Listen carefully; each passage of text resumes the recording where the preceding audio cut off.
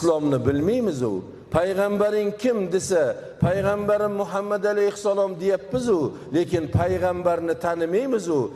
Kitobing qaysi desa, kitobim Qur'on deyapmiz u, lekin kitobimizni Qur'oni Karimni o'qiy olmayapmiz u. Qiblang qaysi desa, Ka'batulloh deymiz u, bir kunda 5 mahal namozni shu yoqqa qarab o'qimaydiganlar qancha, qiblaga yuzlanmaganlar qancha, yo'lma-yo'l yurib mashinani duch kelgan joyda to'xtatib qiblaga qarab siyib ketayotganlar qancha oramizda. Yana biz aytamizki, biz musulmonmiz. Musulmonni alomati bor birodarlar.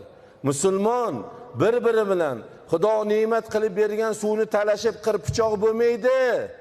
Musulmon inson ham shaharini ham qishlog'ini mix bilan pichoqlab o'ldirmaydi musulmon.